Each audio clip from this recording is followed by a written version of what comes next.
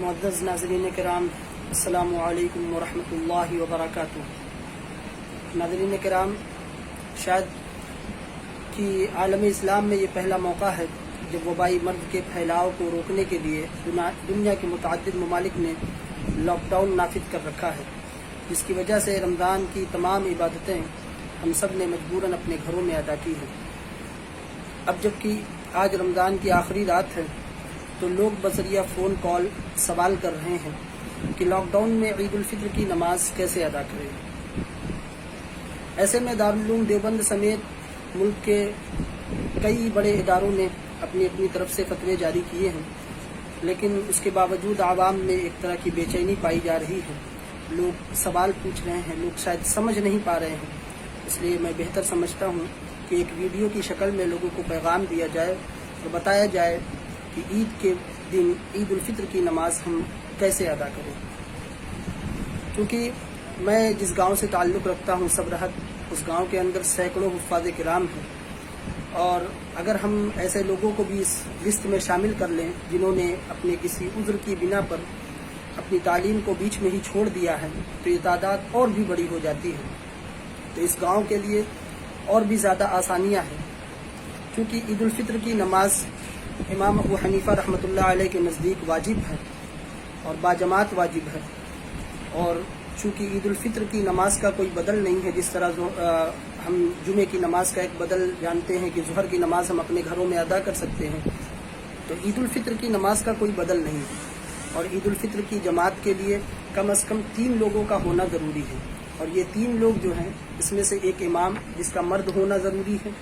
اور بقیہ جو مقتدی ہے وہ مقتدی کوئی بھی ہو سکتا ہے، خواہ وہ گھر کی عورتیں ہوں یا کوئی بھی ہو، آپ کی بیوی ہو، بہن ہو،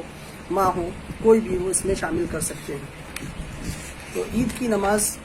اپنے گھروں میں ہم ادا کر سکتے ہیں، یا اپنے آس پڑوس کے لوگوں کو، جو 2-3 گھروں کے لوگ، یعنی ملا جلا کر حکومت کی جو گائیڈ لائنس ہے اس کے مطابق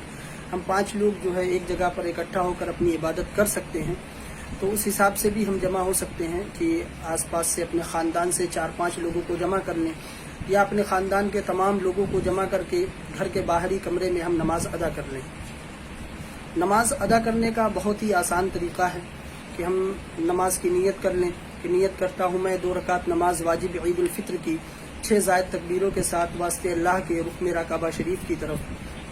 اللہ اکبر کہتے ہوئے نیت بعد میں ثنا پڑھیں، اور ثنا پڑھنے کے بعد 3 مرتبہ زائد تکبیر کہنی ہے ہمیں۔ 3 مرتبہ ہم اللہ اکبر کہتے ہوئے کانوں تک اپنے ہاتھ کو اٹھائیں اور اس کے بعد ہاتھ چھوڑ دیں۔ تیسری مرتبہ میں ہمیں جو ہے ہاتھ باندھ لینا ہے، اور باندھنے کے بعد سورہ فاتحہ اور دوسری سورت ملانا ہے اور اس رکعت کو مکمل کرنا ہے۔ ٹھیک اس کے بعد دوسری رکعت جو شروع ہوگی تو دوسری رکعت میں ہم سورہ فاتحہ پڑھ لیں۔ سورہ فاتحہ کے بعد ہم کوئی سورت ملا لیں، اور کوئی سورت ملانے کے بعد 3 مرتبہ ہم اپنے ہاتھ کو کانوں تک اٹھائیں، اللہ اکبر کہیں اور چھوڑ دیں، اور آخر میں چوتھی مرتبہ جب ہم اللہ اکبر کہیں تو اللہ اکبر کہتے ہوئے سیدھے رکوع میں چلے جائیں، اور اس طرح اپنی نماز کو مکمل کر لیں۔ نماز کے مکمل کرنے کے بعد چونکہ عید کی نماز ہے تو عید کی نماز میں خطبہ جو ہے وہ سنت ہے، اور اس مسنون خطبے کو جو ہے ملک کے حالات کو دیکھتے ہوئے ہمارے علماء کرام نے ایک مختصر سا خطبہ پیش کیا ہے، جو خطبہ ہمارے پاس موجود ہے۔ آپ چاہیں تو بذریعہ واٹس ایپ ہمارا جو اسلامک ہیلپ لائن نمبر ہے 9044585863 9044 58 58 63، اس نمبر پر آپ واٹس ایپ کے ذریعے ہم سے جو ہے حاصل کر سکتے ہیں، یا پھر آپ دستی طور پر اگر حاصل کرنا چاہیں تو آپ ہمارے دفتر دارالقرآن ایجوکیشنل اینڈ ویلفیئر ٹرسٹ کا جو مرکزی دفتر ہے پھول گلی عمران گنج صبرہد میں، وہاں پر آ کر آپ کل صبح 8 بجے سے لے کر شام 4 بجے تک آپ حاصل کر سکتے ہیں، تو وہاں آپ حاصل کر سکتے ہیں، آ کر لے لیں۔ تو نماز بہتر ہے کہ ہم اپنے گھروں کے اندر ادا کریں اور حکومت کی تمام گائیڈ لائنس کے مطابق ادا کریں، اور بہتر ہے کہ ہم عید الفطر کی نماز کو ادا کرنے کی کوشش کریں، اور اگر کسی وجہ سے بھی انتظام نہیں ہو پا رہا ہے نماز پڑھانے والوں کا، تو ایسی صورت میں ہم یہ کام اور کر سکتے ہیں کہ چاشت کی نماز جو 2 رکعت سے لے کر 12 رکعت کے بیچ ہم جتنی اپنی وسعت کے مطابق جتنی نماز پڑھ سکتے ہیں اتنی نماز ہم